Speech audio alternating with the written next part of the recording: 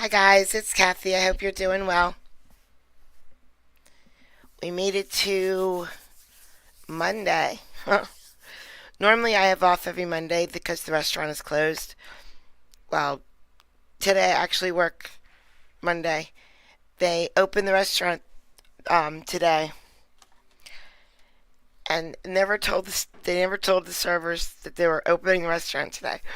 We found out when I don't remember exactly when we found out, but it never came from the owners. It came from everybody else because we're doing trivia tonight instead of Tuesday. And they're like, "Oh, you're doing trivia on Monday?" No, we're not. We're closed. So yeah, I work tonight. Then I have off tomorrow. And hopefully, if technology allows it, which it hasn't been very helpful lately, I'm gonna be on Bill's stream tomorrow night. I hope that wasn't a secret. He didn't tell me it was a secret. But tomorrow, not tonight, because I work tonight. Even though no one told me I work tonight. Anyway, I have a bunch of clips today, and then I'm going to go back to an older clip that I made a while ago because something changed in this judge's courtroom. And I thought maybe we could just watch the Conquistador one last time. You'll see what I mean. I think Kelly already knows what I mean. So let's go to Judge Dad first. How about Judge Dad? Which one is? Oh, slow down. Raise your right hand. You solemnly swear or affirm under penalties of perjury that the testimony you'll give in these proceedings will be the whole truth, so help you God. Yes, Your Honor. First of all, somebody took accidentally, I'm not accusing, but accidentally, somebody took some notes. Do you have those? This is Judge Dad. If you've not seen McNally before, this is McNally. He's epic. No, Your Honor. The police came to my house to search my bag that night. What? The Wyandotte police came to my house that night and searched my backpack. Right after the court day, I went to go vote because it was election day, and then there was 2 police officers waiting at the house. And then Wait a minute. You know anything about this, Jennifer? Because he's like your Judge, dad. I think that might have been something, I think the court officer might have reached out to him to meet him to see if he had the documents. the court officer came shortly after the Wyandotte police and I were talking for a little bit, but I let him search my bag, I let him search my folder. There was nothing to do. Okay, I didn't know anything about anything being searched, so my apologies. It's okay. I did not know anything about that. All right. What do you do? You said you work for yourself doing Yeah, I what? do property maintenance work, so I paint, we do lawn care in the You summer. got to snow removal. satisfy this at more than 50 a month. I think the best I could do realistically is $100 a month. And if you would like the reasoning for that, I can give it Yeah, to I'd you. like to hear it. I don't have any parents right now. I got a bunch of little sisters. You don't have any what? I don't have any parents. My dad's in prison. My mom got us, like, I know there's a lot of CPS situations with that as a kid. I'm going to college right now. Where do you go to school at? I go to Michigan State University, Apple. It's a campus in downtown Detroit. It's called the Apple Developer Academy. What are you studying? We're learning how to develop apps for iPhone. So design, code, and then the entrepreneurial side. How are you doing in school? What'd you say? How are you doing in school? I'm doing good.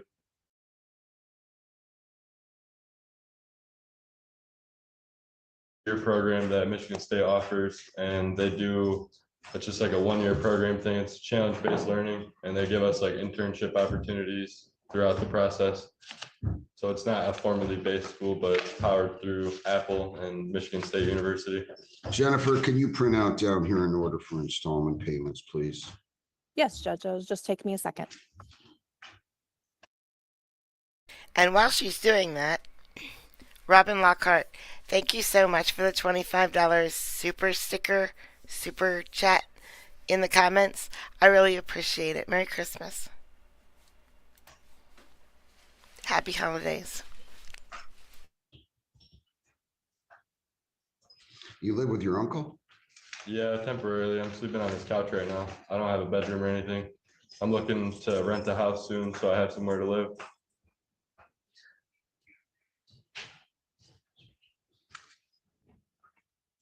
And then I had my mailing address going to my little sister's dad's house in Taylor. But you live on 15th? Right now, I was living on Forest Street for a little bit. Recently, I went back to my uncle's house on 15th. How much did you make this year? I'm not 100% sure, I guess, on a total because I have to look through like bank statements and stuff to see. How much did you make in the last month? In the last month, I probably like profited myself like maybe $2,000, 2,500. All right, so you got to do better than $50 or $100 a month. Okay. Really? It's not court fees that the judge is after, guys. It's restitution. That's why that's why even though this guy said all these bad things, the judge wants him to pay this money because it's restitution. And I was about to say something to one of you. Maiko, that's it. Maiko, how many chests did you mod for today? I need to know. Realistically breaking down, you guys can look through my bank account. You're not paying rent, right? Not yet. I'm paying partial rent, not like full rent, like $200 just for amenities at the house for my uncle. You have a car payment? No. You have a house? Hang on, slow down. You have a car payment? No, Your Honor. You have a cell phone payment? Yes, sir. How much?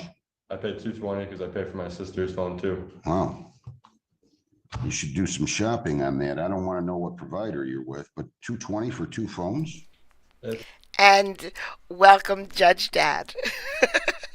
It's a partial payment plan for I the paid phone as well. $20 less than that for 5 phones. All right, go ahead. What else?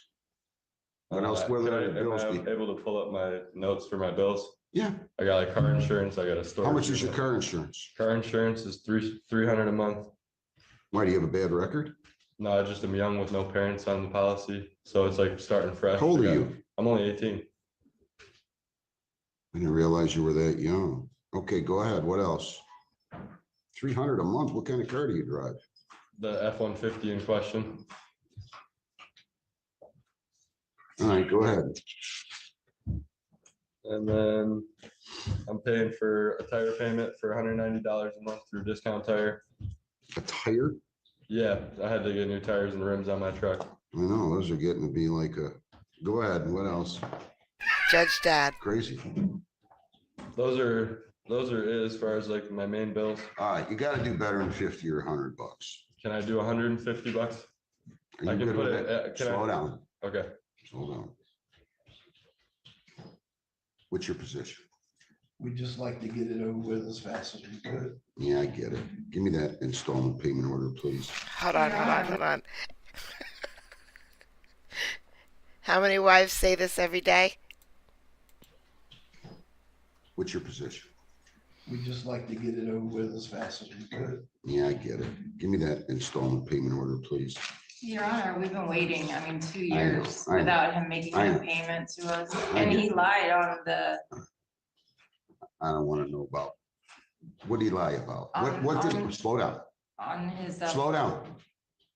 What did he just lie about with regard to his finances? That's what we're here. That's Rent, it. he said he was paying rent before when he wrote out the claim for the payment. And he just sat here and said he's not paying rent Well, currently. that makes it worse for him, doesn't it? No, but I'm saying, he said he makes $2,000 a month. I mean, that's $500 a week. He's had plenty of time to be paying on this.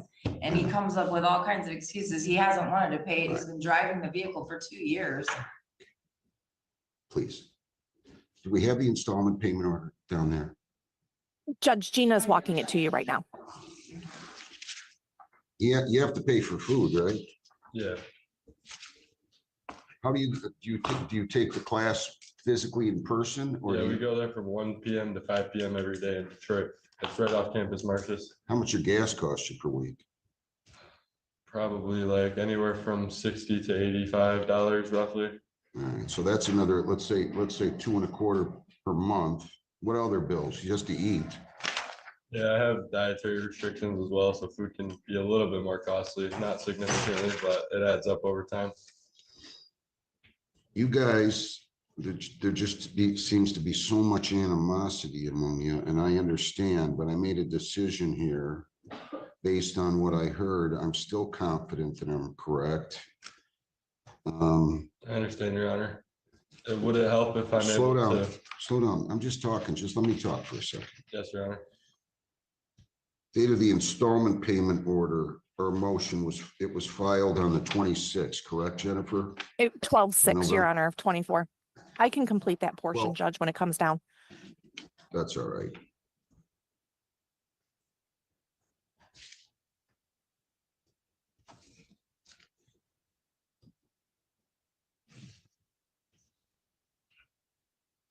Now, here's what's going to happen.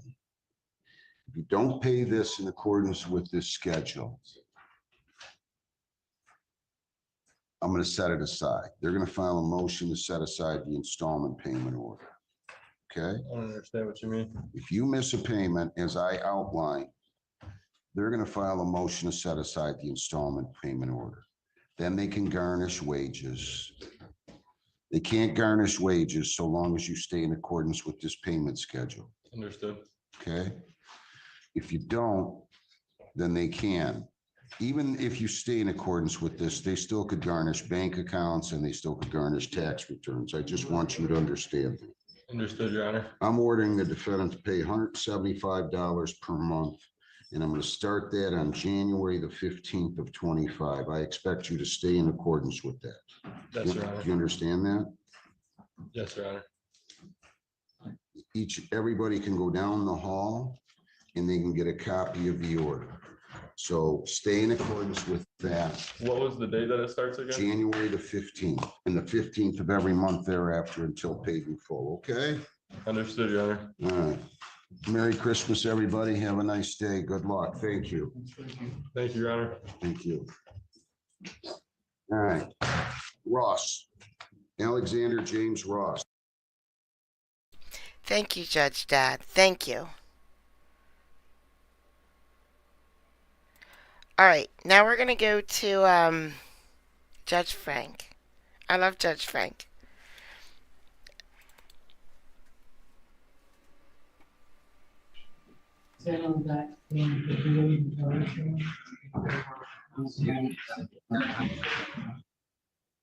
In the matter of People versus Sarah Smith on 245731.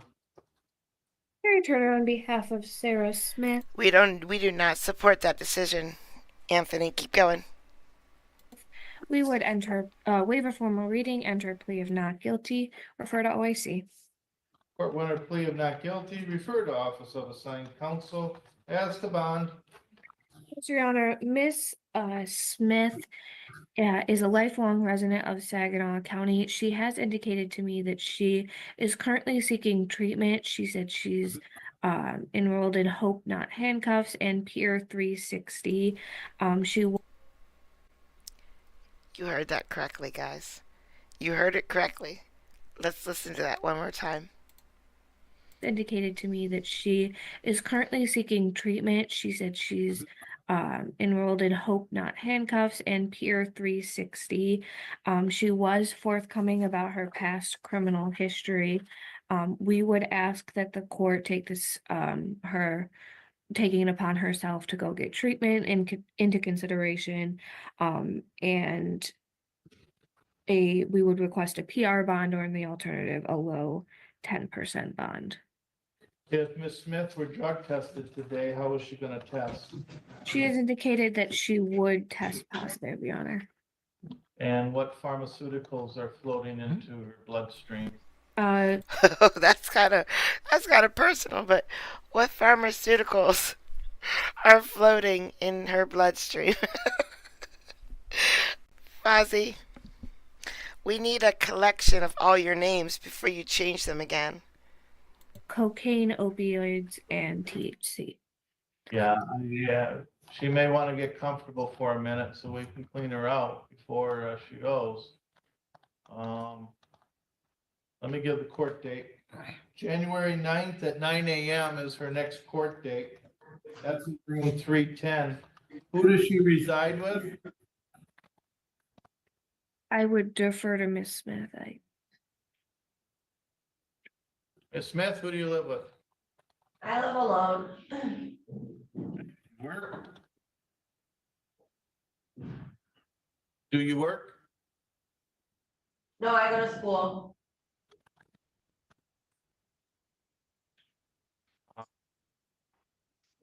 What school? Cosmetology school, Bay City.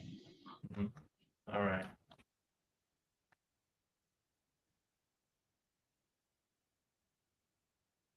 Let's do this. First, let me drug test you so I can get a full list of what's figure out a bond, but I don't think you can release you until you're clean. You can attempt to have somebody look for a inpatient treatment facility for you for an interview while you're sitting there. So, all right, you're all set. You'll get paperwork. Okay, I just don't have anybody that'll do that for me, so. Well, let's first kind of get you grounded and then we'll go from there. And the matter is People versus Gia Fortuna, 2150732340008. Fortuna Major. Also ticket number 4286703, 7330041, 8927657, A and B. Okay, appearances for the record. Harry Turner on behalf of Nicholas GM Fortuna. All right. Well, let's start with 2150773. Mr. Gia Fortuna has failed to respond to 10-day letters. Also failed to pay the fines and costs of $845. That was on the domestic violence second file that I had for Mr. Gia Fortuna. Let's recall the bench warrant, get that out of the way first. Bench warrant, okay. Now, let's start, let's go to the 2340008 and 4286703. Waive the reading on those two? Yes, Your Honor, we would waive the reading, enter a plea of not guilty, refer to OAC. Yeah, let me recall the warrant for his failure to appear for arraignment unasked. Okay, court winner plea of not guilty, office of assigned counsel. Okay, we got that one done. Now, let's go to the other trifecta of tickets. 7330041, waive the reading. Yes, Your Honor, waive a formal reading, enter a plea of not guilty, refer to OAC. All right, the two civil infractions on that, they defaulted. Trifecta of tickets. With regard to the 12/18/2024 ticket, when he was driving around in his Lincoln there on the ledges on Michigan and Eleanor last night, waive the reading. Yes, Your Honor, waive a formal reading, enter a plea of not guilty, refer to OAC. Counsel, now what could you possibly say with regard to Mr. Gia Fortuna that would help in trying to figure a bond for him? Yes, Your Honor, Mr. Gia Fortuna is a lifelong resident of Saginaw County. He is currently employed at McDonald's. He has worked there full-time for the past 2 years. He's indicated that he does have a shift today, and that he will be let go if he is not able to make it to work. He was forthcoming about his past criminal history. However, we would ask the court for a PR bond or a low 10% bond, so he can get to work. Mr. Gia Fortuna, what could you possibly say that would make me want to release you? I have to get to work, Your Honor, and I can set up a payment plan to start paying my fines so I can get my license back as soon as possible. I've been trying to work with Saginaw and Midland to get my license back for the last 3 years now. I've only been driving to work. I'm not a fan of Jimmy John's at all. I don't hear any meowing, but I want to. Where do you hear it? In the video? Hi, Billy. Well, apparently, let's see, were you born in 97, 12/8 of 97? I believe you were. Yep. Yes, Your Honor. Happy belated birthday to you there. Evidently, you. Judge Carpenter had a little Christmas present for you because you failed to take care of a bench warrant over there. Where was that, Your Honor? Midland. Oh, that wasn't meowing. That was full out screaming. My cat decided to scream when I started my stream. Yep. Sparkle City, the county next door. Yes, Your Honor, I've just been juggling rent money and my fines at the same time, but I can set up a payment plan as I told Terry Turner. And I can pay $250 today towards my fines. Then you gotta go over to Stanton. Oh, I don't know where Stanton's at. Hey Siri, where's Stanton, Michigan? Oh, I remember. I Your love Honor, they this have- judge. I love this judge. I'm so sorry. I did not remember that he was going to do that. I hope all of your devices that start with S did not just kick off. Maybe he didn't say it loud enough. Clarice, I hope your surgery goes well. Can you pop into Discord maybe afterwards when you wake up and you're okay and let us know that you're a-okay? 25-mile pickup, they advised that they were not coming to get me, Your Honor, so I would be able to make it to work today. I imagine that's why you've been staying away from, isn't it over near Greenville? I think it is. I used to live there, Your Honor, I used to work in Grand Rapids, I reside in Saginaw now.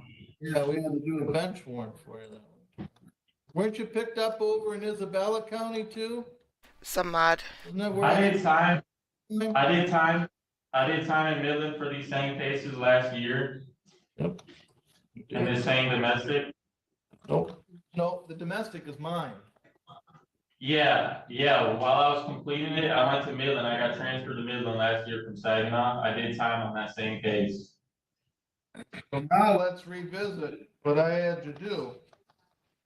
Did you meet with Miss Joseph? Your Honor, I don't know Miss Joseph. I had to go to CST counseling? Did I not? What happened with the DV case is I maxed out and I didn't have no probation or no term to complete, Your Honor. You sent me back to county and I completed my time and got released. No, that may be how you remember it. That's not how I remember it. I don't know how I would have CST counseling with no probation, Your Honor. Well, that's because I still have a whole year to play with you on, right? See, if you don't do what I ask you, that's where you set. And you play those games and you get those prizes. And the one prize is you may lose your job now. How long have you been there? Your Honor, I served a year on this domestic already. That's why I got let out. I did the whole year already. I maxed out and I got let out probation. I did all my time. So I shouldn't have a warrant for the DV. I did my time last year in Saginaw County. 10 months. The original case is from November 2021. If I still have time left on your meter, which I do, and you can complete CST, and that is where you'll set. You'll get the decision as to the traffic matters. We have your correct address, right? Yes, Your Honor.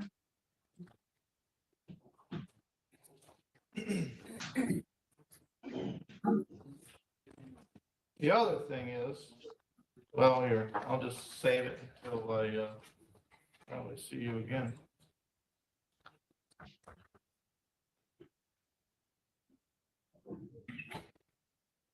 All right.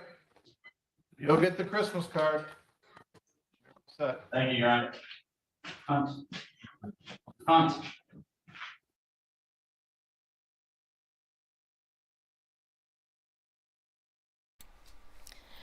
Okay. Now we're going to Washington. Remember, guys, everything is slower in Washington. And it always has been. There's a couple of courtrooms that are normal speed, but they're few and far, far, far, far between.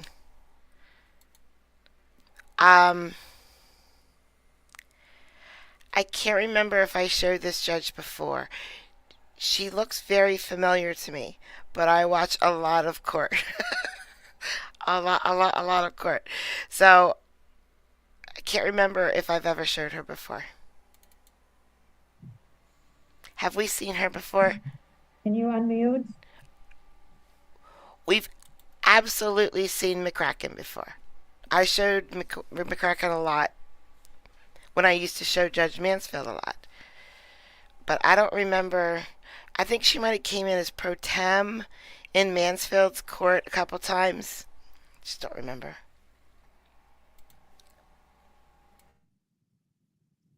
There you go. Okay, Hello. hi. Can you state your name, please? What's going on? Just me. Angela McGee. Okay, Oh, you look Betty. like you're moving around. Are you taking a seat? No, I'm okay. Oh, I was Sandra. trying to get connected to you, Okay, and my friend Lee was in the computer, okay, but I got it to work. great. I'm so glad. All right, Mr. Mitten, you could call it, please. Your Honor, Robert Benton here from the city of Manuel McKee, number B 0026225 on Saturday for you. Thank you. And Kate McCracken, President, on behalf of Ms. McNally. Angela, can you hear me? Oh, you're, oh, that's right, because you're, Can you hear me, Angela? Yes, I can. So, we have a treatment report from Discovery. It looks like you made your med management appointment, this month. And you also made your, And this happens in their courtrooms some of the time, and I don't know why. We're hearing McCracken from the judge's microphone. Her microphone's not functioning, and that happens in Washington. you missed your last appointment, but you made your other appointment prior to that. So, great job making it your med management appointment. That is so important. So thank you for that. The next appointments you have coming up, it looks like you've got a therapy session on the 23rd of this month. So that's this upcoming Monday. What now? You have your therapy appointment coming up on Monday, the 23rd. We all need therapy today, guys. All of us. And that's with River. I'm sorry. Can you repeat that, please? Monday, December 23rd. You have an appointment with River. With who? Lisa. Is it? River. Oh, Who do I have the appointment with on the 23rd? River. Your therapy appointment with River. Okay. Does it say what time it is? It looks to me like it's at 12:30. Okay.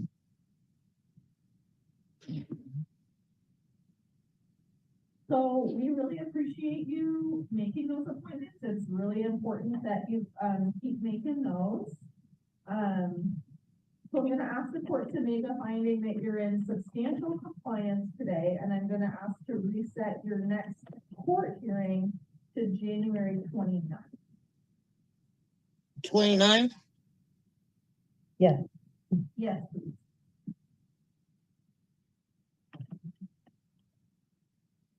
And Mr. Mitten, what's the city's position on that request?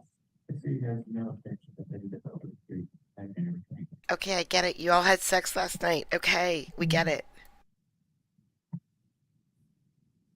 All right, so Ms. McGee, like, Ms. McCracken said, we're really happy that you've been making it to your medical management appointments. Really important for you to keep taking your meds, right?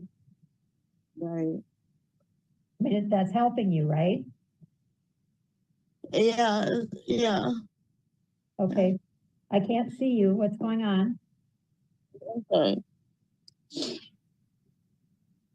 Are you- Okay. You're okay? Yeah. Okay? You're not smiling like you usually are when I see you. I think we lost you.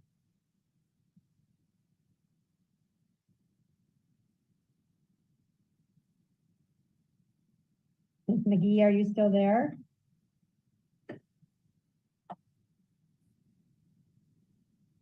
There Yes, you I'm still here. are. Okay, okay. You're doing okay? The best I can. Okay, well, that's all that we're asking of you. Really appreciate that.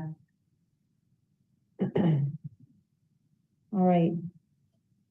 So you got your appointment on Monday with River at 12:30. And you'll be able to make it to that appointment, you think? Yeah, I will be able to. Okay. All right, I know that these are, it's hard to start over with a new therapist, but it's important so that you can feel good and, have good thoughts and be able to enjoy your life, right?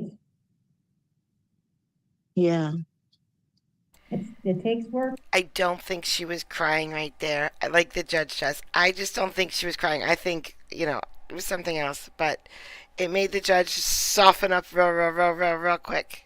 So you want to make sure that you're able to do that, okay? Okay. All right, you said you're feeling okay today? Horse belly flops. I feel a little down, but I'm okay.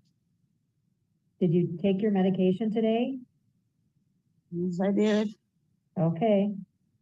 All right. Because that's really important that you do that. All right. And it's important that you stay in contact with Lydia. Okay.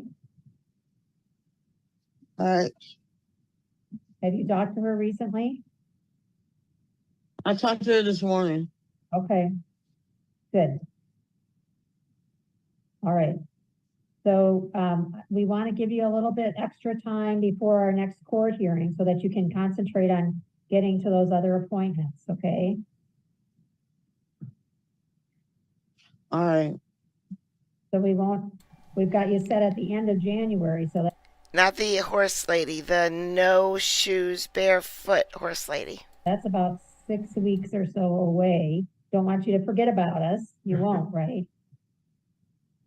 No, January 1. January 29th. That's the last Wednesday in January.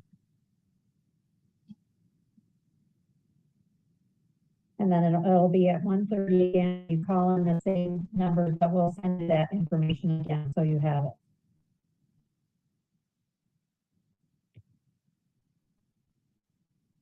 You write this down. Is that why I can't see your face?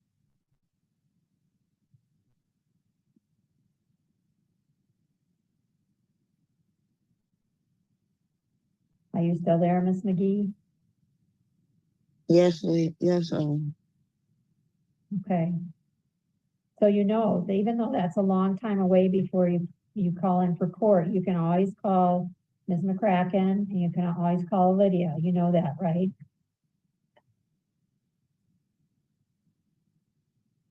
I think she's frozen.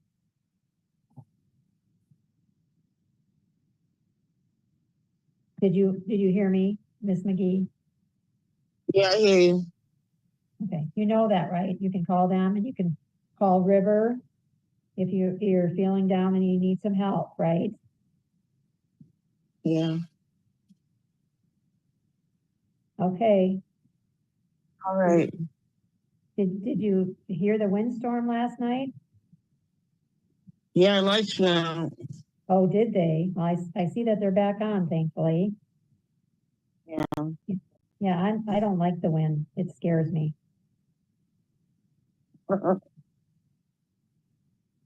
Yeah. Did you have any trees fall down around your place? Did you see? I didn't see any. Okay. That's my biggest fear is that a tree is gonna crash down on our house or something. I mean, that's a fear I have, but that is absolutely not my biggest fear. Snake in the toilet would be up there pretty high. Okay, Miss McGee, well, I hope that you feel better since you said you're feeling a little down today. Yeah. There looks like there are some things that you're gonna be working on with River, so that can help you, so that you're not feeling down all the time. So that's why it's so important that you go and speak with River so she can help you with that, okay? All right. Well, am I gonna get a smile out of you today? Yes. Yes. Good. Okay. Makes me feel better when I can see a smile. All right, thank you. All right, Miss McGee. We'll talk to you in January then, okay? Bye. All right. Have a happy holiday, Angela. I'll see you next time. All right. What did she say? Oh, I just said you have a happy holiday. We'll see you in the new year. Yeah. Okay. Hang in there. So you can hang up now, Miss McGee. Okay, thank you. All right. Bye. Bye. And she promptly forgot everything they just told her. Oh, Washington. Okay, I have to fast forward in this one. I'll recommend out.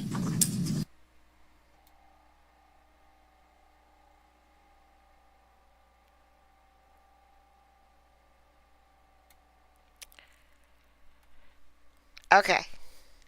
Back in front of this judge. I love, love, love this judge. Here we go.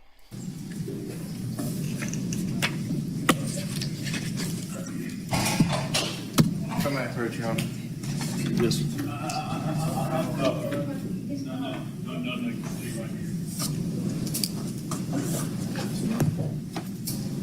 I already handed it up.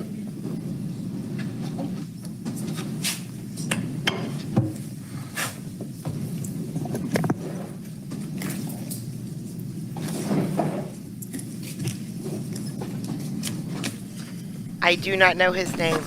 Sorry.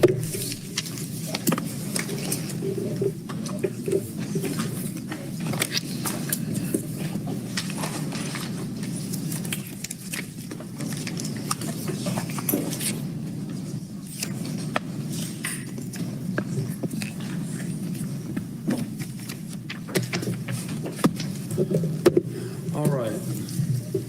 I think the motions I have, this is State versus George Ross, 24 CR 265. There's a motion in limine to exclude admission of 404B evidence. Motion in limine to limit speculation of cause of death, and motion in limine for production of reports. So you want to go backwards? Oh my God. Oh, this is so cool. Guys, this is so cool. Wait till you see what I'm about to show you. Oh my God, this is so cool. Guys, we're here at 4:30 in the morning because we're sleepy and we can't sleep. Right? Insomnia. Right? Oh my gosh.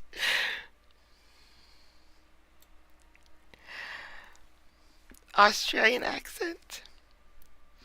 CJ started a YouTube channel. CJ started a YouTube channel with her gorgeous, gorgeous Australian accent. Don't go to Fozzie's link. Mine's better. No, I gotta get rid of Fozzie's link. He had a U in it. He doesn't like U's, so he's not allowed to post U's. Look. Oh my gosh. CJ, I'm going I'm going to play just a tiny bit real quick. I have to. I can't not. I'll have to shut the stream down so that I can listen right away.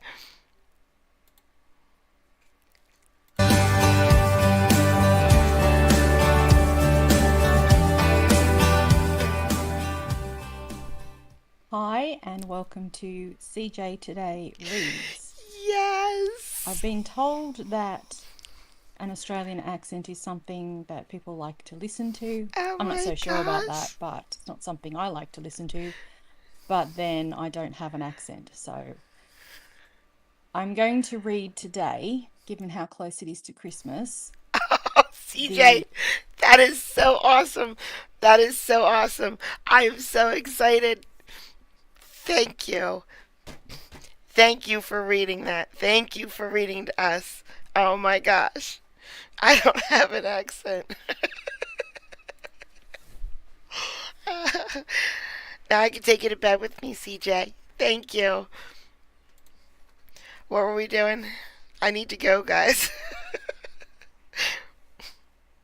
I think you said you sort of had those others settled. Is that right? Yes, Judge.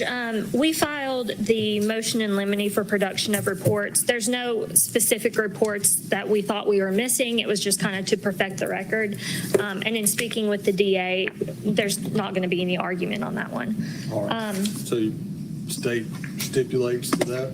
Yes, Judge. We have given them the medical records of the victim in this case. We've given them medical examiner's report. To my knowledge, there is no other medical records or that I can produce to them. And speaking with Ms. Willis, there's no medical records that she could think of that I would need to get to her. So I don't think there's any issue on that motion. All right. Okay, then the next one was a motion in limine regarding speculation of cause of death. Yes, Judge. In the report from the medical examiner, the cause of death is determined as undetermined. There should be no deviation from that in the medical examiner's testimony. It doesn't seem like there's going to be in speaking with Mr. Gardner. Again, this was just to perfect the record for future use if we need it, but I don't think there's any argument on that one either. No, I'm about to say both sides are stuck with where it is, which is undetermined. Well, I guess I have a little bit of a question about that. Well, a little I gleaned from the motion, the medical examiner said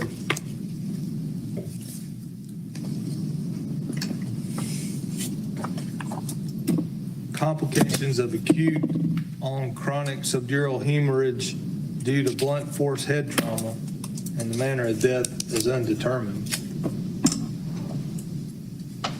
I guess I'm asking how far does this go? I mean, I think they can, the medical examiner can't say anything other than, I don't know exactly what caused the death, but if they're an expert, they can speculate, well, if the defendant was hit in the head with a frying pan, could that be the cause of the hematoma that caused the death?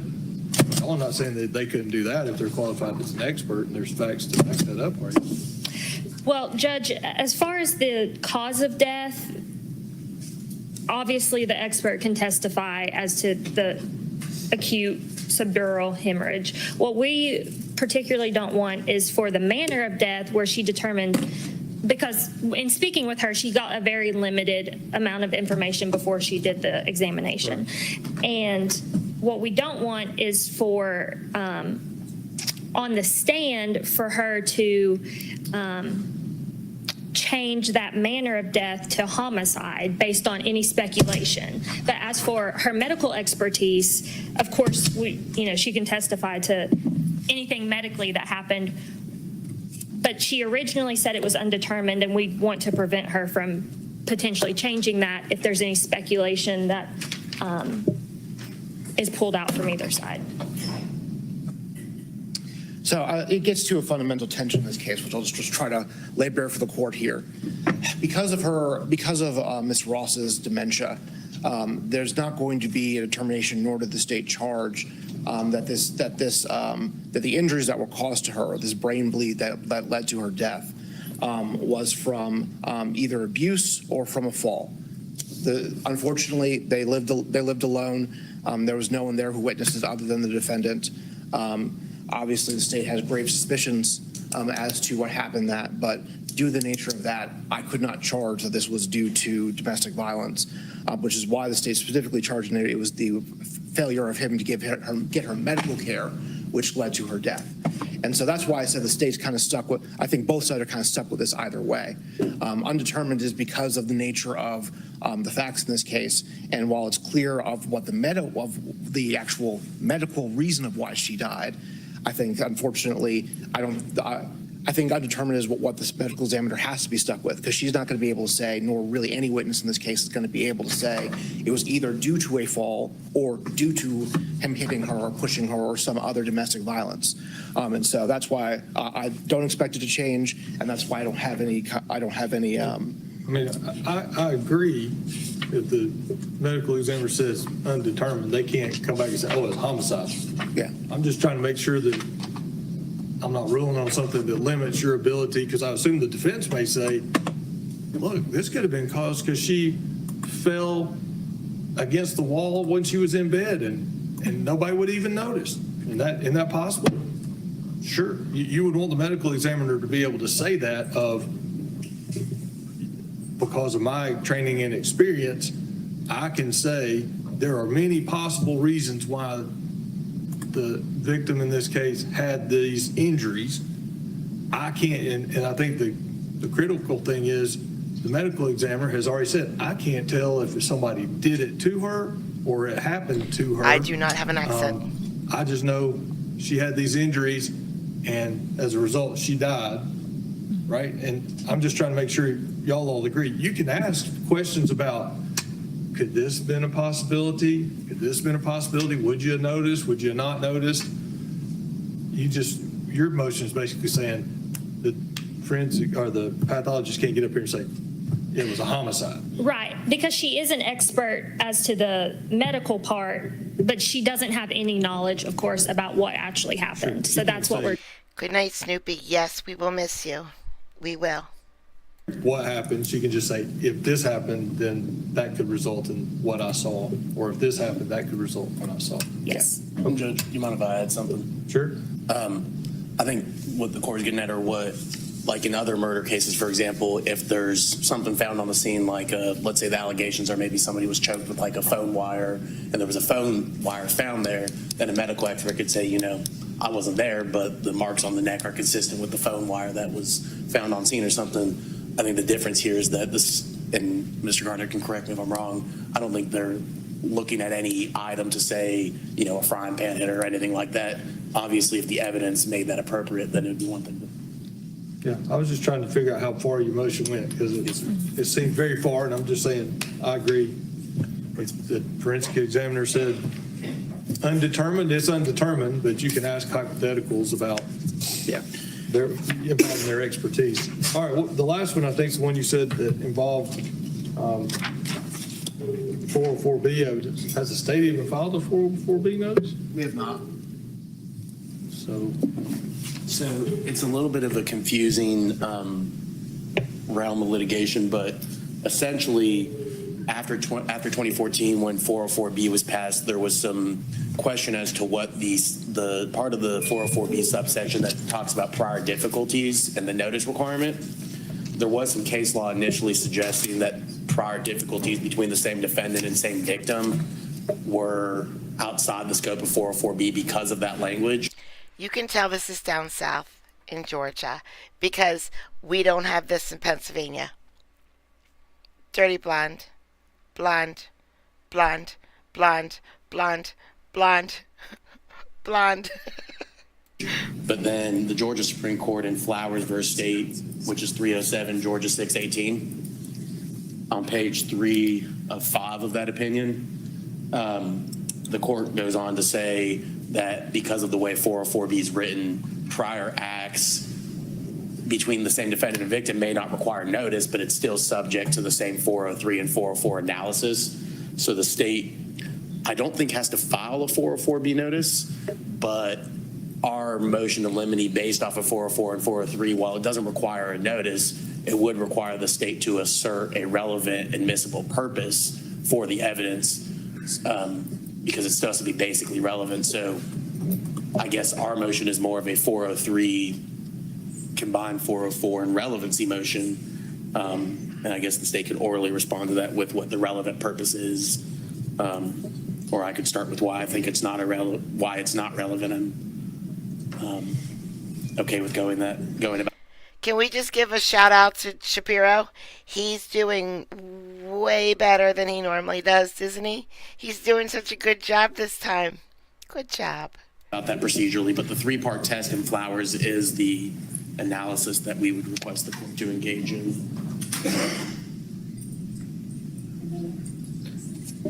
Mr. Gardner? I was about to say, Judge, I think we need, you need some context as to what's going on here.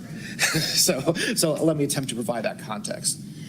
So back in 2019, Mr. Ross was arrested, eventually charged with false imprisonment, simple assault, and battery against an elder person 65 years old or older. He was then later charged. And that's all we needed to know. I mean, what else do we need to know? Why can't they? So this woman passed away when the only witnesses are her. She can't speak. And this guy sitting in the chair. And she passed away because what did they say? Subdural hematoma, whatever. She got hit real hard. Something hit her head very, very hard. And he's the only one who lives with her. No one else is there. But the state can't prove that he hit her. So they're trying very hard to charge him with not giving her proper medical care. And that's how she died. Because she got hit real hard and she didn't go to the doctor. So they can't prove he hit her, but they can prove that he didn't give her proper medical care. So they're fighting that his past can't be allowed in. Well, you know, he has elder abuse in his past, and they're not allowed to bring it in. With aggravated stalking for making the conditions of the bond. Both of those cases ended up having to be dismissed by our office. And the reason why was the same fundamental problem that I just discussed in the previous, in which this was a situation in which Mr. and Mrs. Ross lived alone. There were no witnesses to this. And because she had Alzheimer's and was essentially nonverbal, at least at the time of her death, the only thing that she could reliably answer was her own name. And Judge, I'm going to object, rather than taking a proffer, I'd rather the court just look at both police reports and just look at what they are, because I don't agree that there weren't witnesses. I guess I'm not saying Mr. Gardner's intentionally saying anything. It's just that's not exactly how these reports are written. I'd rather the court just look at what that way nobody's giving their spiel on what this is. The reports are the reports. I think I can save some time. I do not plan to enter. I consider this as opening. Go ahead, Mr. Gardner. Let's say I do not plan to affirmatively put the evidence of those incidences in. And so as to what they're actually motioning for, which is that I not enter in evidence of previous criminal charges, I'll cede that. But what I don't want this to do is to overreach, because I am going to tell you this. Concerns about abuse is the motivation for every actor in this case. It's the motivation of the family members reporting the injuries to the police. It's the motivation of the adult protective service workers for going out there and for involving law enforcement when they do go out there and speak with her. There's no way that at least that there's a concern there that's not good. It's part and parcel. It's the motivation for everything. And so as far as that's concerned, Judge, I think eventually what will have to happen is that a limiting instruction will be needed in order to say, look, the state is not there's no charge of abuse here. The state is not alleging abuse, and any testimony about the suspicions of abuse will go towards the motivations of the parties and why they acted the way they did. And again, like I said, if I thought that I could prove that this was a domestic violence incident, we would have charged it. And just because of her state, because she could not testify as to what happened to her, I can't. Can you give me an example of a witness that you would call that would provide, like what? You said Family Protective Services. So you're going to call somebody from Family Protective Services. What do you anticipate they would testify to? So they're going to testify that they received a picture of Miss Ross, who had extensive bruising to her face. They found that of great concern, and that because of that, when they weren't originally able to make contact with Miss Ross the first time they went out there, they went out and involved law enforcement to come with them on the second time to make sure that they could get into the house and put eyes on Miss Ross. So again, the involvement of law enforcement at that point was because there was suspicions of abuse based on the fact of the picture. The fact that that picture was taken and given to law enforcement was because the family member was concerned about abuse. And so it's the motivation for all these parties coming to law enforcement, coming to protective services, that there might be abuse. But like I said, in this case, I'm not going to be able to prove, he struck her on this date, at this time, in this place. It's going to be an open question of, did this happen because of abuse? Did it happen because of the fall? We don't know. What we can show you is that he very obviously knew she was injured, given the extensive bruising on her face. He knew he should have gotten her medical attention and admitted to as much, but he didn't, and because of that, she died. Well, tell me about the 2000. What evidence do you want to elicit from some witness about 2019? I guess. Right. I'm not planning to put any evidence of the 2019. And so that's why I said as to what his motion is, I'm in agreement with that. Unless they open the door somehow, I don't plan to put in evidence that he was arrested or charged in 2019. I don't plan affirmatively to put in evidence about anything that happened in that situation. My focus is on in March of what happened in that situation. But like I said, this can't be, I don't want them to use the ruling on this to say, okay, we can't talk about anybody's suspicion of abuse at any point, because the suspicions that she was being abused at that time during that march is why everything gets into motion. You see what I'm saying? March of 23? Yes. All right, yes, Mr. And Judge, I agree. If there were any witnesses at the house in March of 2023 that thought they saw abuse, I don't agree and I think Mr. Gardner concedes nobody said that because he's not charged with ag assault, felony murder, or any form of battery. If there's any witnesses then, that's fine.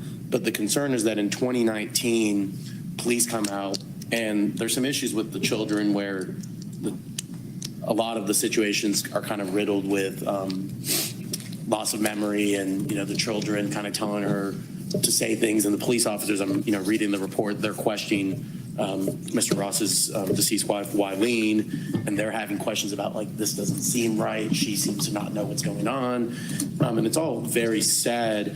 But I think from an analysis standpoint, if we're looking at the Flowers case and we're looking at the three-part test, and now I'm citing to Miller v. State, which is the 2024 case, and Miller v. State is Supreme Court 2024 Georgia Lexus 259. And in that case, the three-part test that the court references is that the other act evidence has to be relevant to an issue other than the defendant's character.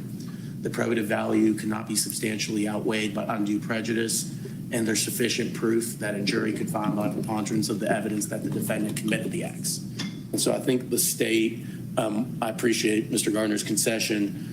In terms of opening the door, I don't see how this would ever be open, because I believe through Mr. Gardner's argument, he's arguing that it might become relevant towards motive or maybe knowledge as to her past history. I think what he's trying to say is that because of the 2019 incident, he should have known that these were bruises and therefore should have reported it. So I think they're trying to assert that it might prove lack of accident or knowledge or motive. But what I am failing to understand is how the motive or any evidence from the 2019 incident, it has to prove motive. Whatever happened in 2019 has to have a link to proving the motive or lack of knowledge or whatever it is that the state's asserting in this case. And nothing that happened in 2019 proves any motivation or lack of accident or knowledge as to this case. It just has nothing to do with it. They're unfounded allegations from 2019, which would also fail the third prong of that test, because they're not going to be able to satisfy that those incidents took place beyond the preponderance of the evidence. The law enforcement officers that, I guess what I don't want to get into is the state alleges that this door has been opened then we put up police officers who are going to say, we didn't really think anything happened because we talked to Miss Ross and saw nothing. And then we get into an area where the jury's hearing a whole lot about nothing and it's a sideshow. And again, if we're not getting into any of this. Even if we have different opinions and concerns, we all fit in. All of us. Hey, Sarah, thank you. Then it doesn't matter. I'm assuming nobody's going to say anything about Mr. Ross being arrested in 2019, right? Correct. That's not coming in. Correct. And I'm trying to understand, because I don't know much about this case, but I'm assuming that Ms. Ross was in a declining state as early as 2019, before 2019. She'd been in a declining state. And evidently, there had been people who had inquired about her state in 2019 up until the day of her death, right? I mean, so I'm assuming some of the witnesses may get up, I don't know, maybe one of the children or something gets up and says, I've been concerned about her decline in health since before 2019. And well, what'd you do about it? Well, I tried to find out what was happening because she seemed like she was getting worse and worse. That's probably admissible, right? I don't see a reason why that, if they said Mr. Ross was beating her, that would be a problem, unless they got some evidence of that. Yeah, and I do not expect that any of them are going to be able to say that they witnessed abuse in that house. No. And that's fine, as long as we're just getting into the, deterioration or lack of deterioration. DC, your gold star is really pretty. Just the the relevant relationship of this. And I guess that's the question, is how far does that go? If they say, well, in 2019, I saw Mama had a black eye. Were you concerned about, is that what raised your concern? She had a black eye? Yeah. Well, Thank you so much, Brick in the Wall. Thank you. Merry Christmas. And then this time she's got more injuries. I think I'm asking where the line is. It sounds like that maybe they could ask that, but not say that Mr. Ross is the one that gave her a black eye, just that she was injured in 2019. In 2020, she was getting worse. In 2021, she kept getting worse. And I mean, that's what you're wanting to say, right? Yes, that is in line with what I'm expecting. Not that Mr. Ross was hitting her or striking her or anything like that. And again, not to mention the arrest, not to mention any of that. But yes, like I said, that obviously the family's concerns about there being potential abuse is what started everything that happened in 2023. And so I just want to make sure that I'm not being limited to talk about that. But that's where it gets a little dicey, because I don't think you can back, the fact that they might have seen abuse in 2019 did not motivate them to call the police in 2023. And again, I'm not trying to bring in any specific instance of 2019. We keep throwing around the word abuse from 2019, and that's what I'm exactly trying to exclude.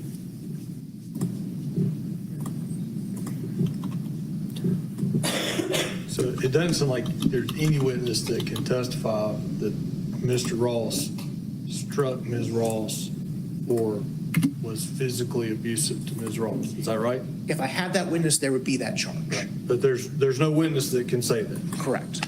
So I'm assuming there may be witnesses, and I'm just trying to guess at some of what you're presenting, but I'm assuming there may be witnesses that would say, I was concerned about Ms. Ross because I saw she had bruises. Yes. And I don't know if she was falling down or somebody was hitting her. I don't know what was happening.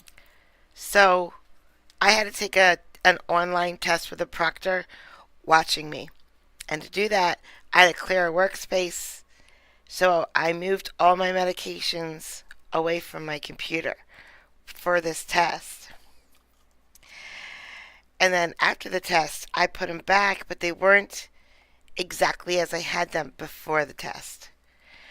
And I have this pretty potent sleeping pill the doctor gave me, even though I never, ever, ever take it, because I told him I can't go to sleep. So we tried a couple things. We tried melatonin, bumping that up, melatonin, bumping that up. And then he's like, "Yeah, here, just take this." So it starts with a TRAZ. Okay? I'm not going to say the rest because every single one of my videos now are yellow, which means limited monetization because we talk about medications and we curse and things. So anyway, I had to work a double on Saturday. And during my stream, I accidentally took that instead of my one pill because they were in the wrong spots. So I worked a double on Saturday. Yeah, that's it. But I'm going to delete that. That's it, though. I worked a double on Saturday after taking one of the. Yeah, I did. Guys, watch your medications, guys. Watch them. Take only what you're supposed to take at the time you're supposed to take it. Sarah, thank you so much. But it caused me concern. And so. And enough concern that I photographed it, whether it's reported it to Adult Protective Services, reported it to law enforcement officers, yes. And then the defense be able to say, and Mr. Ross was never convicted of anything like that. That's right? correct. There's no evidence that shows nobody saw him hit her, he was never convicted of anything like that. That's correct. I guess, and that maybe y'all need to talk and figure out where the line is because it gets kind of murky and slippery. It was rough. I think they can say, I've been concerned over the years. It seems like that's critical information. Maybe even ask, well, did Mr. Ross know you were concerned? Well, yeah, because we talked to him about it. But I don't think you can say that Mr. Ross was arrested for anything or that anybody saw him do anything. It's more just there was increasing concern for Ms. Ross, and I guess arguably that Mr. Ross knew that people were concerned about it. That's about as far as you can go on that. Does that sound right? Yes, sir. Yes, Judge. All right, and if it starts straying outside those lines, you'll just have to object because it's, like I said, it's really murky to try to. I think that gives us appropriate parameters to. I mean, certainly nobody's going to say they saw Mr. Ross be physically abusive to Ms. Ross. And the mention of any arrest or anything, that's not going to be. That's correct, Judge. All right.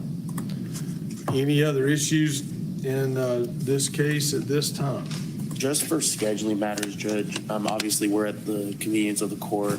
We just wanted a little bit of direction. So I know Your Honor's got a trial week, January 6th. Yeah, I think I misled you yesterday.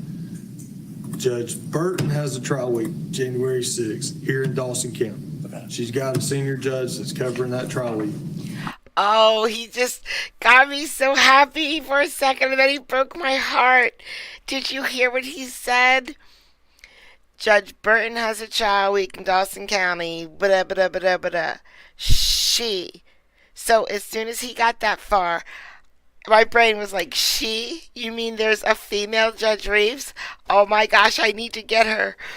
And then he followed that up with, she has got a pro tem judge covering her docket that week. No! I need to get her. I need a female Judge Reeves. Don't we all? Oh my gosh. I'm going to try, guys. I mean, I already try, but I'm going to try. I'm not sure. I think maybe she has a trial week in Hall County too or something like that. Yeah, especially that serious case there, Judge. So, I cover Hall. I cover Dawson. I cover Toombs. I cover them all. I've not seen a female judge yet.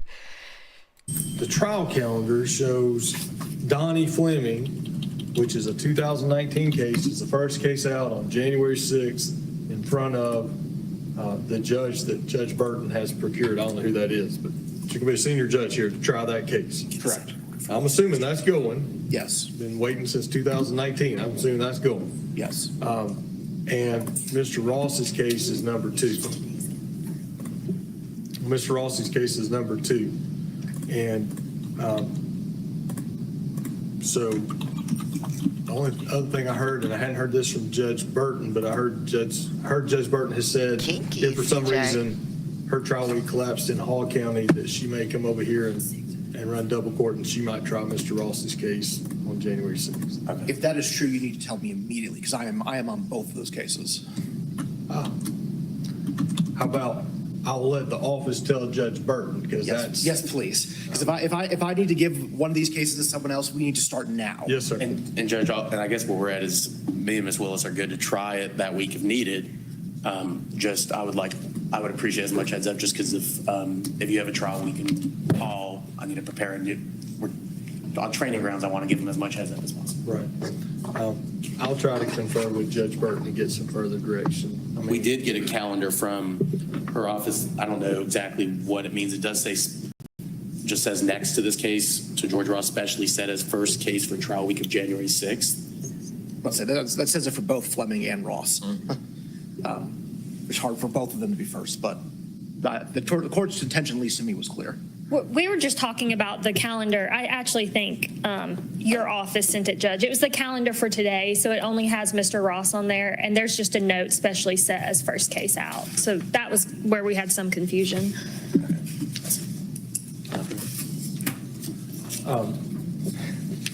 All I can tell you is this. I'm planning on being in Hall County trying cases on January 6th. Yes. I don't know exactly what Judge Burton's plans are, but we will inquire, and I'd encourage, don't y'all have some hearings in front of her? Oh my God, guys. Oh my God, guys. Georgia is way closer to me than Texas. It's not close, but it's close enough for me to drive. I could go visit Judge Reese and watch him in court. I could just show up and watch him in court. I mean, I wouldn't be able to, he doesn't know me. I wouldn't be able to talk to him. I wouldn't be able to wave at the camera because I don't really see, unless I got a seat way up front. But that would be pretty cool. Did you have them yesterday, today, tomorrow? I will say it'd be clean to do it the 22nd, and I'm not trying to backdoor an extension, more so just that then I've got my trial week with you. Yeah, this is a really good one. This guy, like allegedly, it's not even allegedly. He's being tried for not providing medical care to elder. But what really happened is the elder passed away because the elder was hit really, really hard. But they can't prove that he did it, even though they lived together. No one else was there. And this guy was charged before with aggravated assault on a person 65 or older.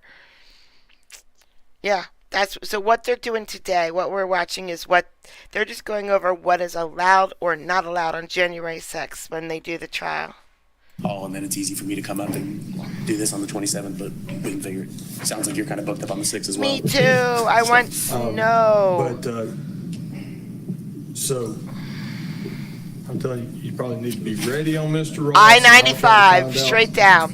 I-95. Information from Judge Burton, and I'd encourage y'all to inquire. I forgot I wasn't muted. Kelly, I'm good with 95. Me and 95 are best friends. We've been together for many years. About that too, especially if you're in front of her sometime soon, you could ask her what her intentions are. I'll be here January 27th, and if Mr. Ross's case is not closed, then I anticipate that we'll try it on the 27th. I think I have Chadwick Whitlock is the other case that's been specially set for the 27th. Yes, Judge. Yes, Judge. Mr. Ross's case is older. That's the only distinction, I guess. So I don't know what's going on with Mr. Whitlock's case. We expect that'll be a negotiated resolution, is what the PD indicated, Your Honor. We'll see. Citizen love. I know this is going to be a Christmas for you. Reach out to us, talk to us if you need to. A lot of us are in the same boat as you this Christmas. And everybody's in Discord. But thank you. Merry Christmas to you, citizen. Yeah. All right. So I'm sorry I made that clear as mud. No, you're good. That's the best I can tell you. I know you're good. And Mr. Gardner, I think for everybody involved, we'll try to get direction from Judge Burton as soon as she's capable of giving us direction. I think she's trying to figure out what's going to go on her calendar in Hall County. I'll say, I'm not going to do that to you. If my trial calendar falls apart in Hall County, I'm not coming to Dawson County and making you try cases. Sounds like it shouldn't be a problem at all. I have some vitamins, starts with a TRAZ, you could take before you start driving. I'm getting too old for that. All right. Anything else with Mr. Ross? Not from the state. Okay. All right, Mr. Ross, stay in touch with your attorneys. All right. And they'll keep working on your case. All right. Have a good day. Thank you. Sir. And Judge, that's my last matter. May I be excused? Yeah. For a few minutes. Look, he didn't cry. He didn't throw a fit. He didn't object. He didn't say, I want this case dismissed. Or remember how upset this little guy got the first time we saw him? Oh, it was so good. Oh, okay. So now we're going to go back in time. I don't even know how long ago, okay? It was, let's just say 9 months.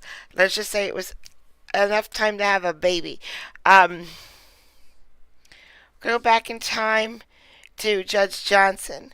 This was when we were first meeting Judge Johnson. And he had this little statue on his desk, which we loved. The conquistadors. It looked like a huge statue right in the middle of his courtroom. But it wasn't. It was on his desk. And we've watched a bit of Johnson lately, and there's no statue on his desk anymore. So we're going to watch this statue guy. I don't know how long. It's from 20 minutes to...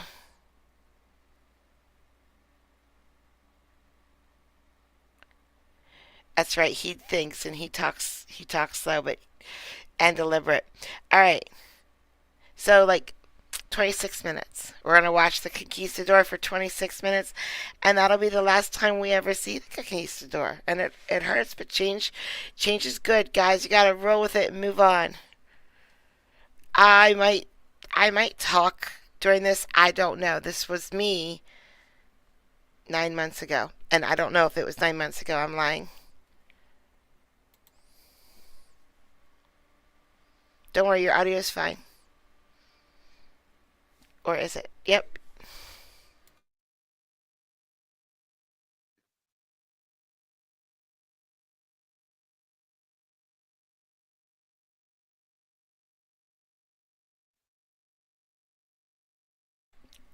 '21 CR There we go. 6580, 23 CR 6313, 23 CR 1800, 22 CR 4830, People versus Freiberger. Entries?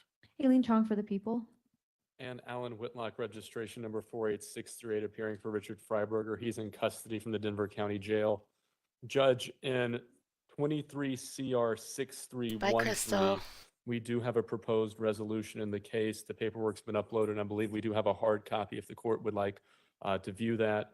The disposition in that case is that Mr. Freiberger will be pleading guilty to an added count 3, second-degree motor vehicle theft, a class 4 felony.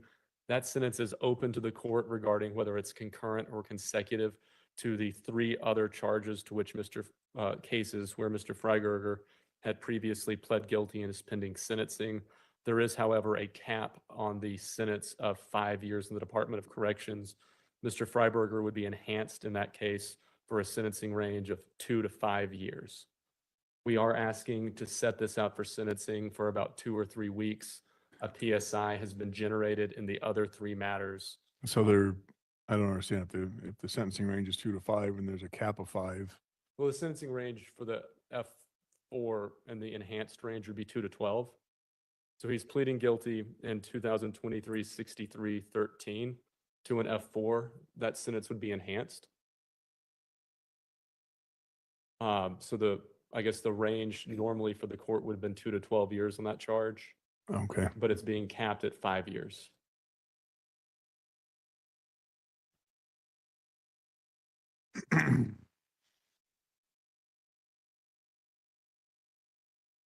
Darn it, I was reading chat and I didn't hear what was going on. I'll figure it out, Oh, don't I worry. just got it downloaded, thanks. Be able to come look at this. The court.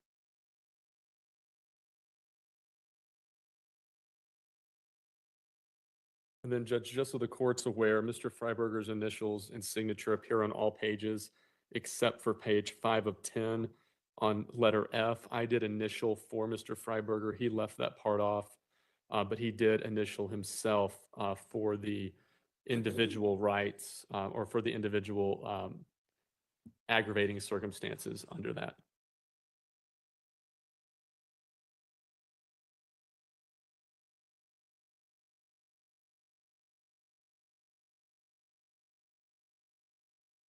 He's thinking it's never a good thing. Thank you, Idaho.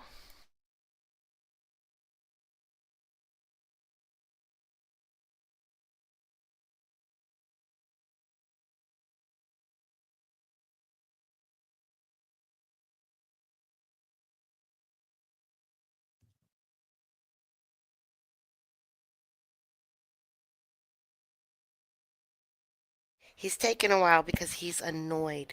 He's very, very, very annoyed. As soon as the attorney said, yeah, but there's a cap, he got annoyed, and we're about to find out why. Hi, Danny. So this was the first time. Remember the other night? There was that cap, and I said he doesn't like caps. This is the first time. This is the first time we saw this cap and how he reacts. Nice.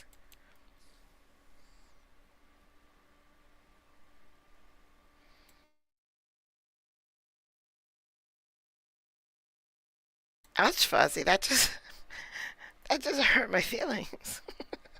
I don't want to remember that. Anthony. Thank you, Anthony.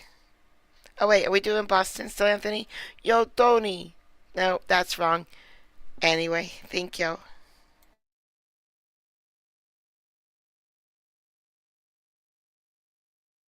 We can talk about the statue. The beautiful statue in the middle of the courtroom.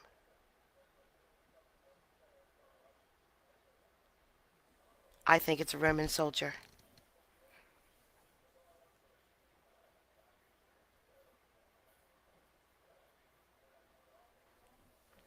All right, he's almost done. I didn't think he was taking this long.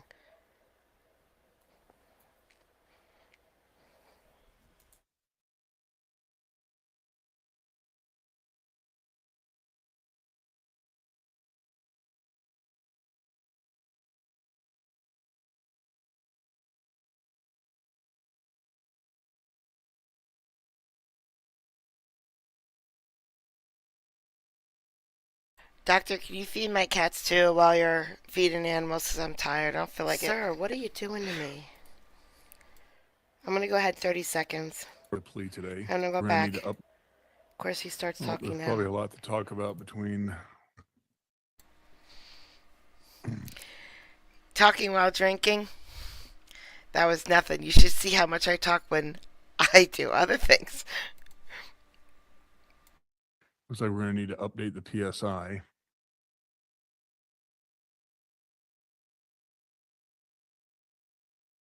I'll move forward with the plea today, but there's going to be a lot to talk about as to whether or not I'm bound by prior stipulations, seeing that he failed to appear for sentencing back in October of 23.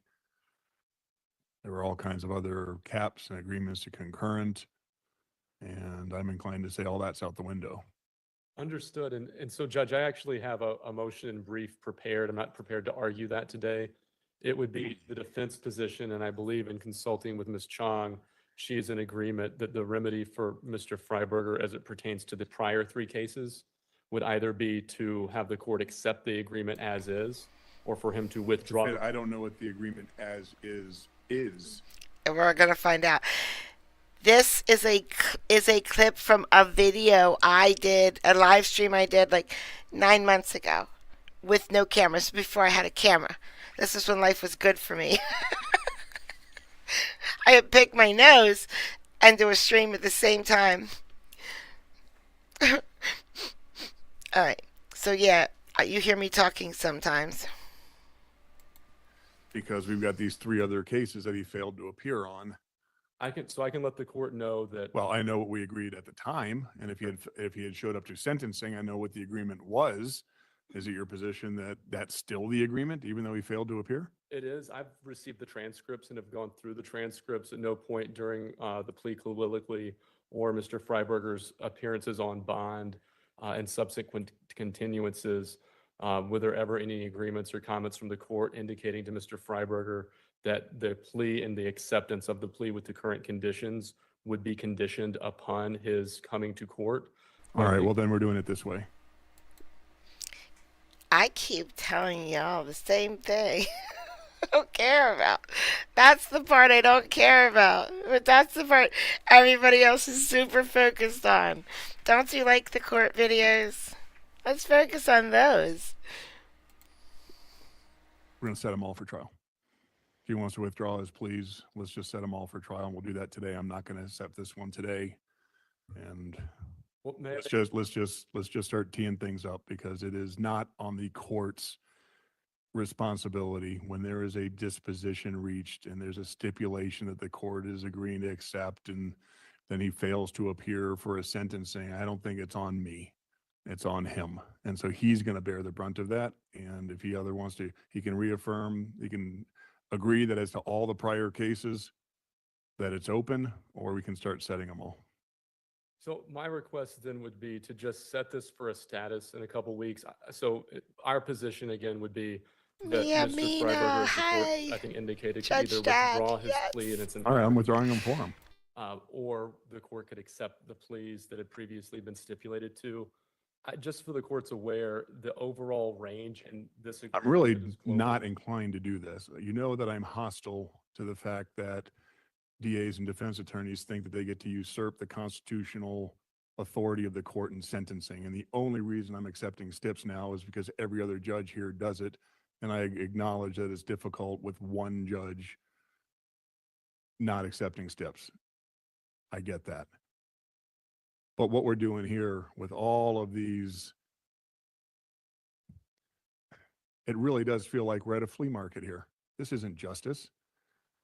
I don't know who's negotiating for what and for what purposes or why, but we've got what, 4 cases here with various stipulations. You can concurrent, consecutive, caps, no caps. This isn't justice. He can either plead not guilty and we'll go to trial and then I'm sentencing open, or he can plead down to a reduced charge and I'm sentencing open. Understood. And again, my request would be for the court to set this for a status in about 2 weeks. That way we can see if there's any agreement between the prosecution and myself regarding more or less what the court's directing the parties to do. I will let the court know that both Ms. Chong and I were very well aware of the court's, I guess to use Your Honor's words, hostility towards certain stipulations. It was our feeling, at least mine and what I negotiated for and tried to present to the DA, that there was mitigation regarding what Mr. Freiberger had done between bonding and the 3 cases, and that it was our preference to leave those agreements intact. As it pertained to the new case, we understood that the court would not want to be bound by any sort of agreement to concurrent or consecutive, which was why we left that to the discretion of the court. On my client's behalf, I'm rarely sorry when I'm late, and you shouldn't be either. understanding that it would have been in the enhanced range, that range of 2 to 12 years presented an extraordinary sentencing range for the court without the cap, which would have been all the way up to 15 years had the court honored that original agreement, right? So the first 3 cases did have a cap of 5 years. With the agreement that we had in place and we're hoping to present, we did feel like that was an acceptable range for the court to still exercise tremendous discretion within a sentence of 2 to 10 years in the Department of Corrections, Community Corrections, or probation. So we were being mindful for that. That being said, I'm happy to just set this for a status or enter pleas today if the court would require. Otherwise, we would ask that the court accept the disposition as contemplated by the parties.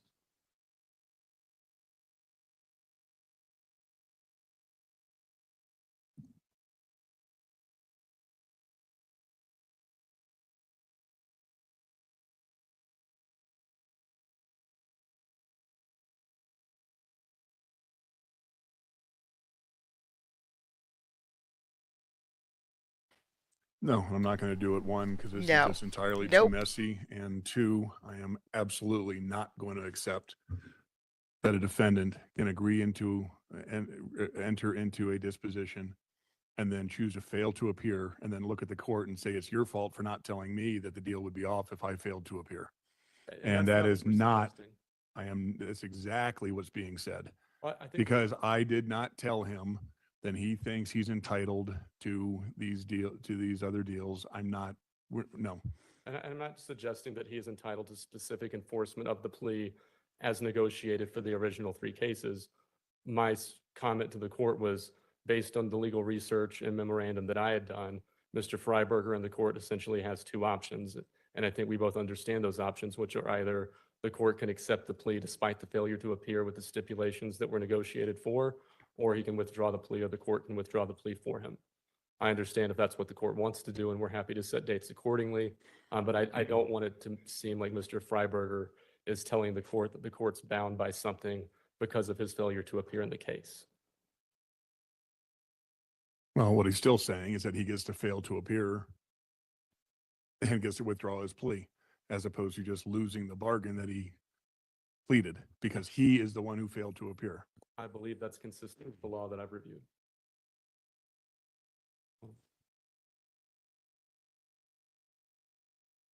All right, well, I'm rejecting the plea offer in 23 CR 6313.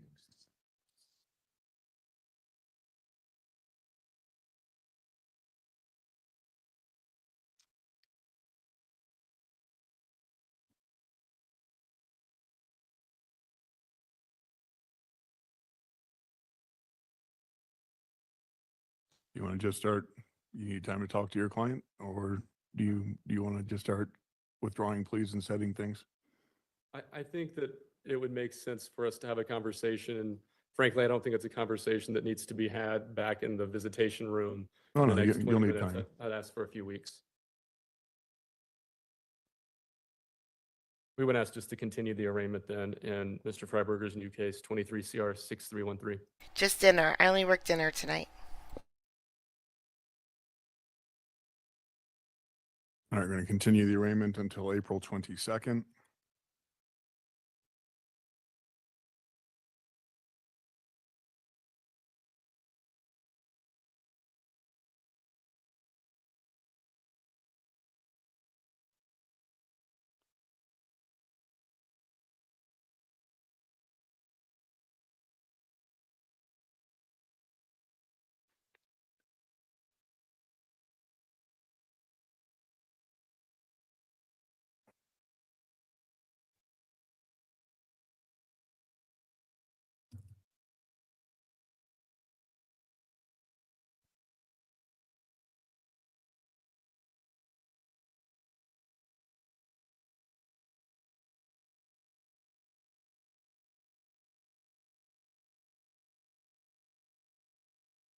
All the other cases were set for sentencing, right?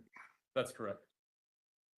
And we'll be prepared to either ask to withdraw the pleas or affirm the pleas without conditions based on the court. Go ahead and file your motion. I'm not convinced that that would necessarily survive as FTA.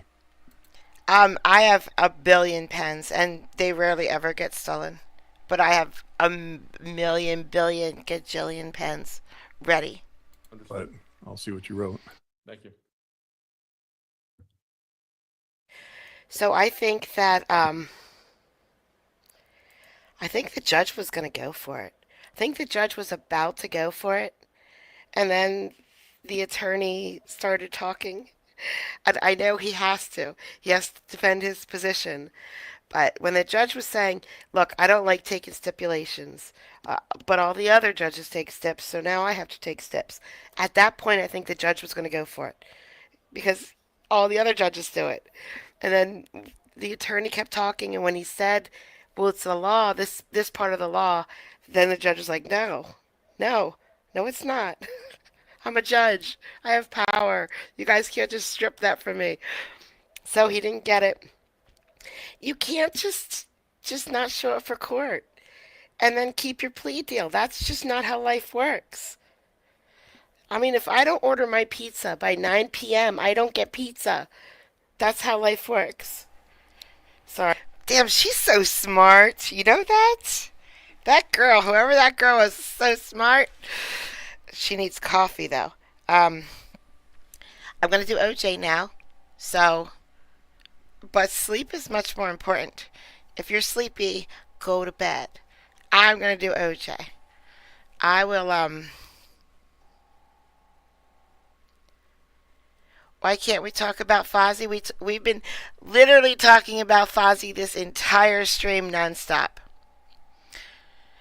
We miss Fozzie? No. No, we don't. He doesn't give us time to miss him.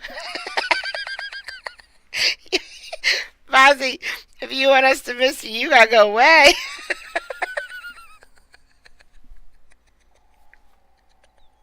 Don't go away, Fozzie. Don't, don't go away. I mean, unless you want to. No, I'm joking. I'm gonna get in trouble for that one. I'm gonna get a DM. What did you mean by that? Fozzie, I love you. Alright, I'm going to end this stream and get ready to start OJ Simpson. Did I just say Judge Simpson again? Did I? I might have. I'm an idiot. There's nothing I can do about it. Todd, I'm glad you're back from Houston. I'm glad you went to that mall. Alright, bye guys.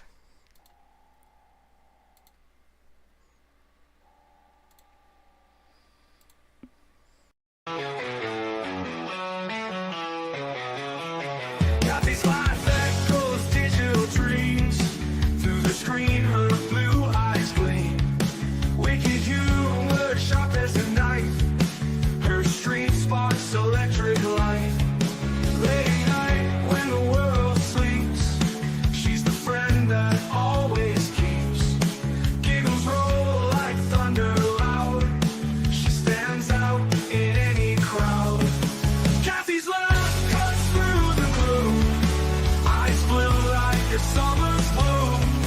Her humor dark and twisted sharp. In a way, there's no alarm.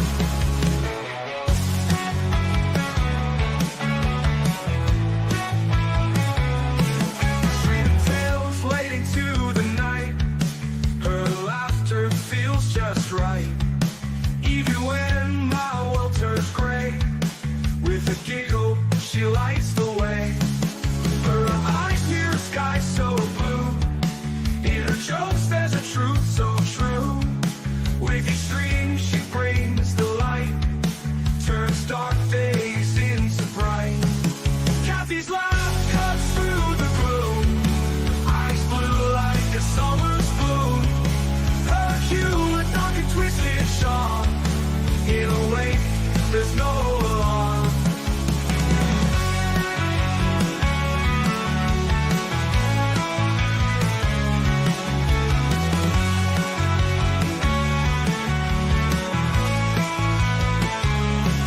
Streaming tales late into the night.